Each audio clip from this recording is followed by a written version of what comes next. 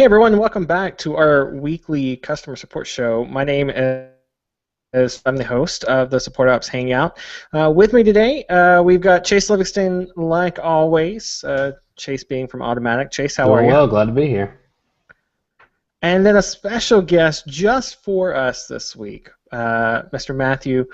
Um, he's awesome. There's just no other words for it. That's one of those where I first met him a couple of years ago at UserConf and just learned a ton from him. So when we were talking about help pages and knowledge bases, that kind of thing, he was kind of the first person that jumped in mind.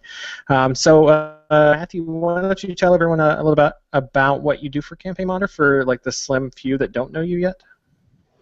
Sure can. So at Campaign Monitor, I look after our customer service team, who are, I think there's now 26 people, I think, in Australia, in Canada, England, and Ireland, and all over the States as well. And we have customers all over the world, and we have 24-hour for the weekdays. A couple of people working weekends as well, so we're pretty busy. Awesome. And like I said, you were kind of like a natural fit for when we wanted to talk about help pages, and that's what the show's all about for today. We've covered help pages a little bit in the past. I'm going to put links to show notes to the two episodes where we've touched on before, but there was a good listener question this week that brought this one back where I felt like we needed to kind of devote another show to it. Earlier this week on Twitter, I got a question from John that said, I know you briefly cover our help site in your ebook and in the Hangouts. I'd love to hear your opinions on great help article examples. So that's what we're talking about today, looking at specifically help articles inside the knowledge base. What makes up a good one? What should a person focus on when they're writing it? What's the right mix of video and text and audio and screenshots and everything else? So that's what we're talking about today. Chase Livingston, we'll start with you on this one. WordPress Automatic's knowledge base, just the resources that they have for WordPress is pretty vast, pretty intensive there. When you look at some of the help articles inside of the WordPress KB, what do you think goes into making up a good example of those help articles? I mean, making sure that the article kind of stays on topic and really focuses on what it kind of sets out to do is good.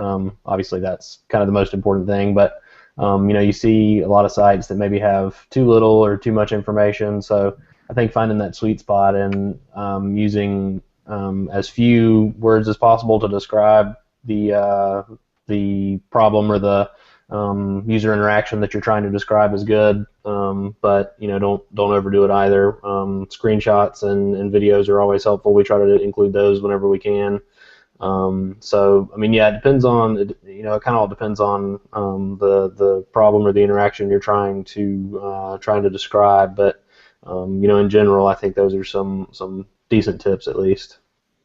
Yeah, Matthew, when we talk about Campaign Monitor's KB, it's, again, really well done. I was browsing around inside it this morning looking for some info on how to send a campaign out, and I just kept coming back to, these are some really well-designed, really well-executed help articles.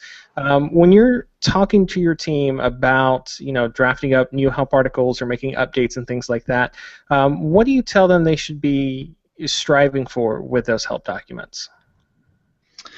Yeah, that's great. Great question, actually. For us, years ago, I used to write most of the help documents, but I haven't done that for a while, and we have a technical writer now who does the vast majority of the help documents. She writes them, and she's awesome at it. The kinds of things we try and do, I guess, for us, it's first thinking about the audience, who is this article for? I don't know about you guys, but for us with Campaign Monitor, we have different audiences for the same help topics in some ways. Campaign Monitor has a two-tiered kind of usage. There's the account owners, who are often web designers, they're very technical people, and then they have their own clients inside that account, and the clients have access to certain parts of the application and not other parts. So the help topics can sometimes be talking to one of those audiences or to both of them, but with different levels of information, or to sometimes to both of those audience plus also the internal staff audience, and we can talk a little bit about how we do that later, I think. So trying to work out when you're writing it, like, who is this topic for? Sometimes if it's just for a more technical person, we can write it in a certain way. We can assume levels of knowledge that maybe we can't assume for other articles which are meant to be for someone who's just using the product as an end user. So I guess that's the first thing. Who's it for? And then what is the person trying to do? Kind of what Chase was just saying, delivering what the promise of the title of the help topic, making sure that the article actually follows through and gives you that information. There's nothing more annoying than when you think you've found the perfect help topic because it's got exactly the question you're looking for, and then when you go there, it's actually useless. Super frustrating. So that's another one. And then kind of like, what's the context? Like, where would I be? When I'm reading this help topic, what am I probably trying to do? Where am I? And therefore, what's going to be the most important thing to me when I'm reading this? Because you may write the same answer in different ways depending on where you think, whether this person's like in the middle of a process where they really just need to get to the next step and that's all the only information they need, or are they looking for like, I don't really understand this whole area and I need the big picture of how it fits in and where that connects into other things. So understanding context, I guess. So there's a few to start with. Yeah, I want to bring it back to the first one that you mentioned with knowing your audience there. I think that's a really good thing to dive in on real quick because, like you mentioned, so you've got account owners and the clients inside of that account. We've got the same kind of setup with Basecamp where you would have account owners and admins and then their clients working inside of Basecamp with them. Automatic's the same way. You know, you've got super admins and you know, the roles kind of work their way down, editor and all that. So with Campaign Monitor, how do you separate out you know, those two audiences? If I'm a client in some account owner's account, am I going to see information that they would? No, hopefully not, unless we've done something wrong, which is possible. It does happen. So we have a help system where when you create a document, you also have to select who is this visible to. So at a document level, you can say, this document is only visible to people with this level of access to the application. So they have to be an administrator.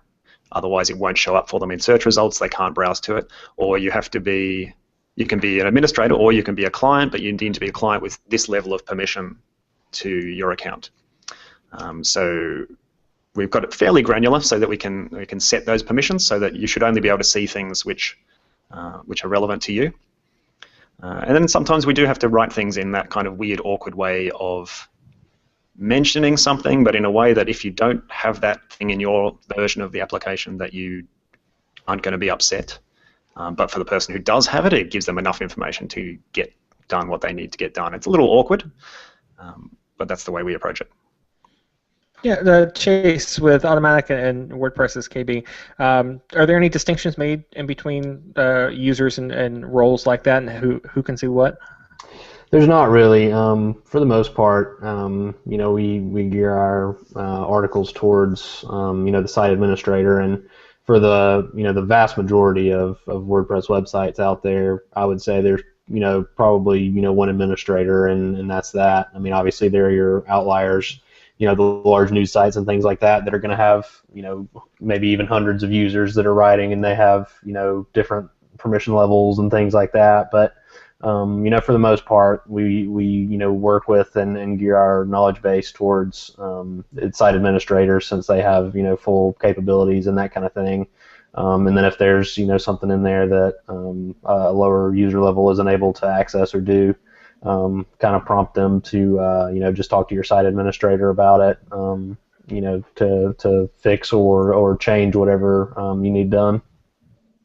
Yeah, with WordPress, you know, talking about an audience here, you've got lots of different people kind of going into that in kind of the roles realm, but also lots of different people as far as like backgrounds, you know, small business owners or moms with a blog or photographers that are doing a photo blog and things like that. So when it comes to writing good documentation and hitting all of those different audiences there, What do you think is the key there? What, should you rely on lots of videos? Should you rely on really clear text? Like, what's a good mix of things on the actual help page to meet the needs of all those audiences? Yeah, it's a good question. For the most part, we try to rely on just clear, concise, and explanatory text as we can. You can kind of tell based on what each help article is about whether it's going to be a technical topic or whether it's more of a user focused or an easier, less technical topic. So we try to gear the explanations and the text that are within those articles to what the topic is about. So if somebody's trying to customize their related posts on their Jetpack site and use plugins and filters and all that kind of thing, there's obviously going to be code snippets and information that developers are going to understand. But then if somebody's just trying to connect their Twitter account to publicize so that all their new posts get published to Twitter, obviously that's kind of going to be a different different level and a different type of writing. They're geared more towards somebody who's more of a novice as far as web development goes, but knows how to click around and use a web application in general. Matthew, when it comes to Campaign Monitor, you're talking about how you have a technical editor writer for the KB now. Hello, Carly. Hey, Carly, that's awesome. Now that we know all know who you are. So when you were training Carly, and you sat down and said, "This is what I think a good help page looks like. This is a good mix of text and screenshots and video and that kind of thing." What did you kind of walk her through there? Well, one, I think it's probably unrealistic to say I trained Carly. I think she probably trained me a lot more. She brought a lot of that with her. She certainly has made big improvements since she started doing it, but I think, yeah, it's a difficult choice. People definitely have different learning styles, right? So in the ideal world where we have unlimited resources and unlimited time, we would have every document, well, not everything. There's a lot of stuff which is text is just, that's all you need, but there are definitely things where it would be nice to have a video. It'd be great to have more screenshots and annotations.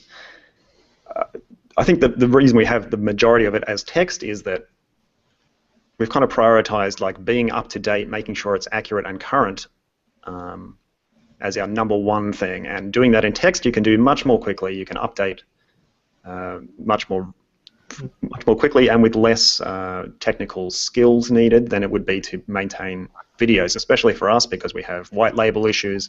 We're going to make sure when we have a screenshot that we're not exposing the Campaign Monitor brand to someone who doesn't know about the Campaign Monitor brand. So it takes us a lot more time to do a video or a screenshot there. Whereas in text, it's relatively easy to avoid those issues. And it also means that we can, Carly can do the bulk of the help docs, but anyone in the customer service team or anyone really with access, which is almost everybody here, can jump in and make a quick tweak if they notice something's out of date or if they need to add a little bit of explanation, they can just jump in and do that, and it's really kind of a low bar. So that's why I think text will always be the primary medium for help topics. But I would love to see more use of screenshots, more use of videos. I think that's the direction we're going as we get bigger and we can afford to take that time and maintain it. Yeah, you have a good point with the videos there. I mean, that's one thing that we run into all the time. When you log into Basecamp, each part of the app usually has some kind of help video associated with it that just gives you like a brief overview. And anytime we make changes, release a feature, even small ones, you've got to go back and redo all of those videos, which can kind of be intimidating. And I know this is something that Campaign Monitor is still like growing into, but how do you envision tackling, making sure that those updates are made and that you don't miss anything? Yeah, another area where Carly has the world's most complex system of Jira tickets that she uses to track all that stuff, right? She's very different than me in that way. I'm the least structured person.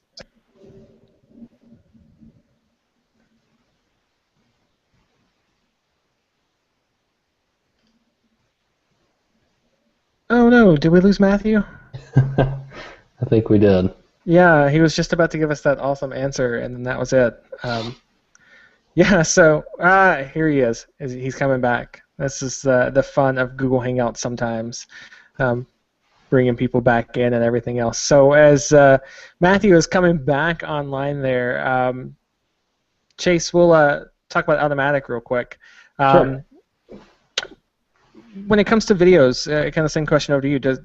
How does Automatic do a lot of help videos? And if they do, then how do you kind of make sure all those stay updated? We honestly don't. We don't do a ton. We have such a large number of support documents and things like that it's pretty hard to even keep screenshots updated sometimes if we're honest with ourselves.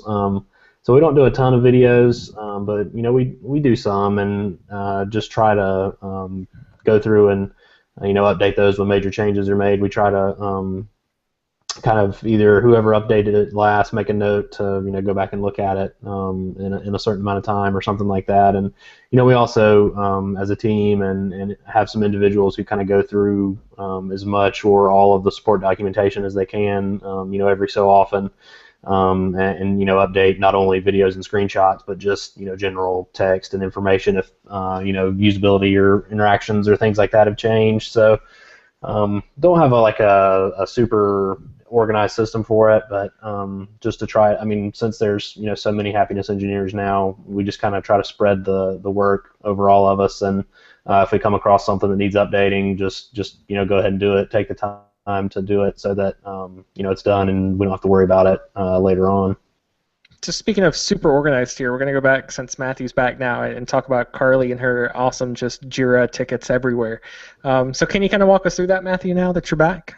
Sure, yeah. So I guess there's different components to this. So there's kind of maintaining stuff which is already out there, and we handle that mostly by support people. Like when you use a help topic because you want to answer a question and then you notice something wrong, you might go into the wiki, we've got a page there for topics that need updating, and you stick it in like, here's the page, this is what needs updating.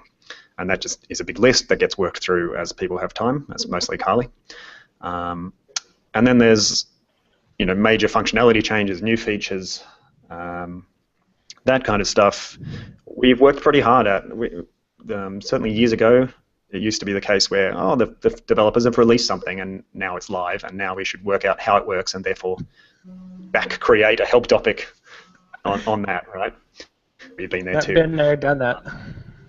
But we are much better now at involving support and including Carly in the technical writer role as part of the development process, so that we're kept up to date. And I'll go to a meeting today about a feature that's coming up, so that we know, okay, it's going to be released here. We'll have access internally from this date, and nothing's going to change from this date in theory.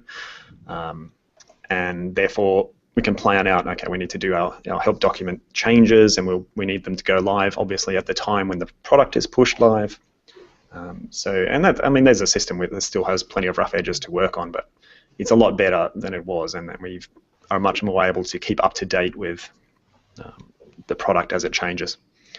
That's the basic overview. Yeah, that's, with Basecamp we do kind of a similar thing. We found ourselves a couple of months back in that kind of, basically the reaction mode that you were talking about. It's we're pushing out this new feature. No, now we do screenshots and videos and everything else to update. But now, whenever we roll out a new feature, those support documents are headed out live at the exact same time. There's a checklist, and one of the steps on the checklist is to make sure that the help articles are written and that they're. We use Jekyll for our help site, so it's super easy. All you have to do is push it as a new branch, and then take that branch and make it the master, merge it to the master whenever it goes live. So. Definitely, your job as a support person is going to be a lot easier if you can coordinate the release of a new feature at the same time as those help documents going out. So that's nitty-gritty detail kind of stuff. One last thing I wanna pick your gents' brains on is, when it comes to the apps that you use, the sites that you've been to, are there any examples of just really solid help articles, really solid resource pages that stick out. Like I know for me, MailChimp is really fantastic at this. The help pages are clear, they're concise, there's screenshots where they need to. The guides that they've written for bigger picture kind of stuff are really fantastic. Like they've put a lot of time and resources into their KB, and it really shows off. So Chase, we'll start with you on this one. Are there any other sites that their help site just really sticks out as a great example of what to be doing? You kind of took, I was going to say MailChimp as well. Actually, Come on. No, that's okay. Actually, no, I'm not a user per se, but since Jeff's not here, I'll go ahead and say that Wistia definitely has some great docs from just the times that I've browsed through and looked at all the especially the screencasts and the videos that they make. They're super helpful. So props to Jeff and the team for that.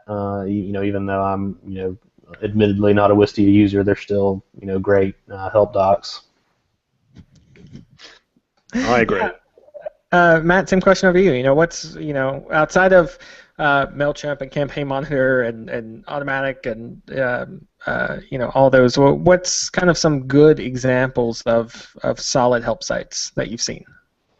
Yeah, so that's a good question. I think there's a lot of really terrible help. I'm going to the opposite question for a second, but there are I've used a bunch of apps where it's got the help thing and you click on it and then there is literally no help. That's super frustrating.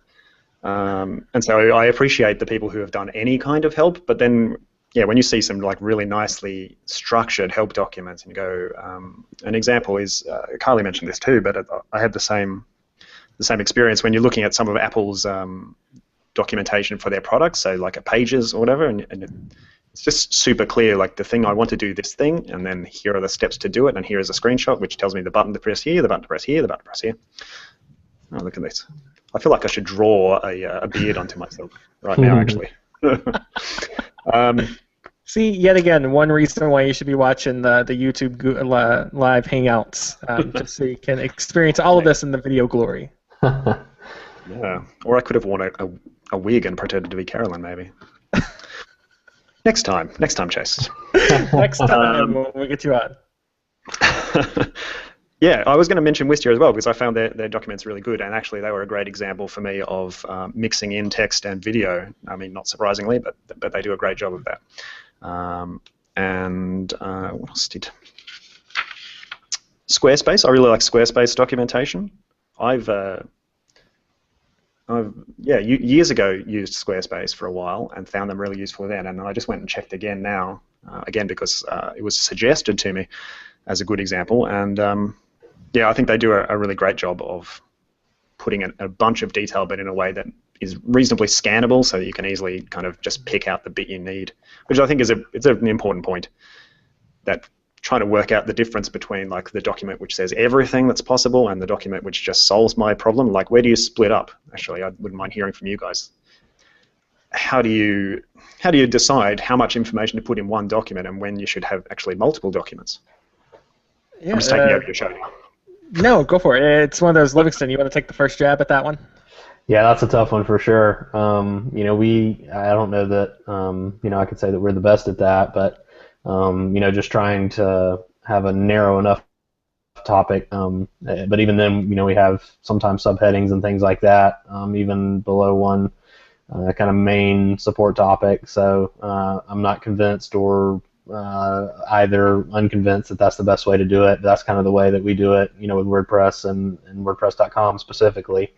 So yeah, just trying to pick a narrow enough topic that you don't have, an entire long form post about, but stick around 300 to 500 words or less or something like that, and not have to have the user, scroll through just tons and tons of text, is probably a good rule of thumb, I guess. Yeah, I think it's something similar for us, when it comes to our Basecamp help docs. I'm going to say this, I'm not active in updating those. I've got the admin access to do that, but usually we let Joan and our team take care of updating things, and she does just a really great job with them. But originally when we were setting out, kind of the different areas of the app and looking at what needs to be on one page, for me, I wasn't worried about length of page so much as making sure that it was broken up into clear and concise sections. When we were talking about files inside of Basecamp, right? We wanted to have a section for adding files and deleting files, and a section for using file labels, and a section for emailing files in, and working with files on mobile, and all that can exist on one page. I think the key there is just breaking it up in sections, and then making sure, too, that you can hyperlink to those sections. Those are always really handy to be able to anchor to one of the headers there. That way, if somebody says, "Hey, how do I delete a file in Basecamp?" I can send them a link directly to that subsection on the page, rather than having them go to the page and then scroll through or Command F to find something there. Matthew, Yeah. how do you tackle that with Campaign Monitor? Just really long pages, or Yeah, similar kind of thing. I think to what you were just saying, that making sure if you're going to have a long page that it is chunkable, and that you can reference the specific part, which is the easier you can make it for your customer to find the information there. Which I think it's one huge benefit of having really good help docs, is that for the frontline support people, they don't have to write the same thing a million times. They just can say it's over here. This is a link that will get you exactly to that bit of information that you need. So I think we've got a lot better at structuring them and putting in proper links so that we can do that. And then it's the complication for support people is how do I know that stuff is even there to be linked to? Because I've had this experience recently of having written the same thing 40 times, and then gone, we should have a help doc about this, and then go to write it and realize it's already there. I could have just been linking the whole time. One way we try and address it is there's an internal newsletter that Carly writes that says this month, these are the help topics that I've updated, these are the ones I've added, these are the ones off the list of this needs to be fixed that have been fixed, and here are some things you might want to know about those documents, which is super useful for that. But we have hundreds and hundreds of help documents, so it gets tricky. Yeah, with us, I don't know if our help site is quite as big as Campaign Monitor's. For us, whenever something changes, whenever a new branch is created inside of that help site repo and it gets pushed live or anything like that, we have it notify over into our Campfire chat room, so you can easily see through the chat transcripts, this is what changed and this is when it changed, and that kind of thing. Chase, with Automatic, WordPress is huge, and the resources match up with that too. How do you keep up with new updates and new pages, and how do you know and train new people how to find what they need in the help docs? Yeah, so I think I've talked about P2 on here before, which is kind of the tool we use for communication and things at Automatic and WordPress.com. But for anybody who's not familiar with it, it's just kind of a quick blog. It's a way to do some front-end editing and just create posts kind of in a list, short form or long form, almost like a Twitter timeline or a Facebook timeline, and then you can comment in line and things like that. But basically, we have an entire P2 just dedicated to our support docs, and so if you find one that needs updating and you didn't have time to update it, post it there, and then somebody will eventually get to it when they're doing a sweep of documents that need updating and things like that. If you add one, maybe post a little blurb about it, why you added it, what you did. Removed one, same thing. So yeah, we kind of use our specific docs P2 to try to keep track of all that, and just have a written record of what's been added and what's been changed and things like that, so that folks can search through that later if need be. Awesome.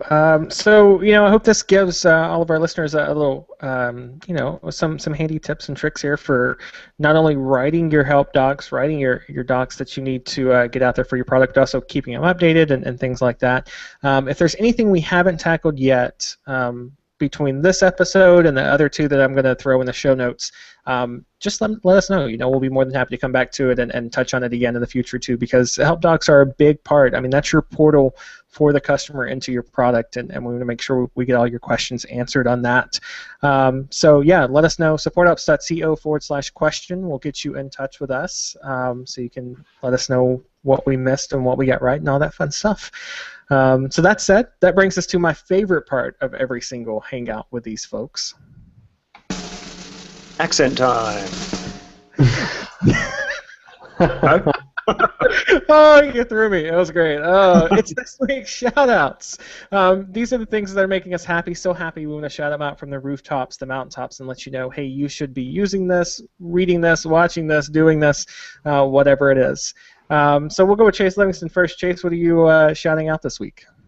There's a website that I've read for a while and found some interesting stuff on that was recently relaunched, I guess last week now. It's called toolsandtoys.net, and so it's a really cool site that I've enjoyed reading. Mr. Sean Blanc is the guy who writes it. He does a great job. He and obviously some help he has, write some really cool long-form review articles and photo essays and interviews and just all kinds of neat stuff about the tools and the fun toys that people on the internet like to use. Awesome. Mr. Matthew, what are you shouting out this week? I'm going to shout out a blog and a podcast that I really love, which I've been listening to a lot recently. It's Michael Hyatt. I love that guy. His website, which I think is just michaelhyatt.com, he's got a bunch of really great articles on there about, especially around leadership, and not necessarily just for team leader type people, but just leadership in your life. And particularly enjoyed a recent podcast of his about the signs of like a good leader, which I found really useful and which we've been using internally as a kind of a discussion starter about how you can have leadership in your role, whatever your role is in the company. Super recommendation on that. Everything he writes is pretty genuine and practical. So you're not going to waste your time wherever you end up on that website. Yeah, that's one of those. Michael Hyatt is one of the few people that I've had. I've been subscribed to an email newsletter for as long as I can remember, just because he's always had really great, insightful advice and just he likes sharing that knowledge that he's got over the years. So definitely recommend it. The podcast is really fun too. He releases all the episodes of his season all at once, so you can binge through them. You don't have to wait week after week like some shows. So definitely recommend it. Like Mr. Matthews said, it's michaelhyatt.com. It's just his name.com. My shout out for this week, I'm going to go and just give it to a game that I've been addicted to, Two Dots. Have either of you gents played Two Dots yet? No, I've seen dots, but not two dots. Yeah, is there more dots? There is. There's more dots in this one. Two Dots is a sequel to the Dots game, and it's one of those where it's really fun, really easy, really addictive.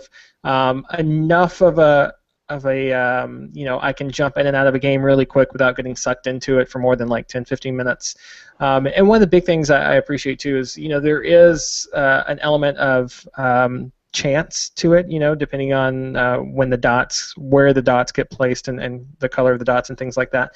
But there's also skill to it, where you've got to make sure that the moves that you make are carefully thought out, and you have to think a couple of steps ahead in some of the games, some of the levels.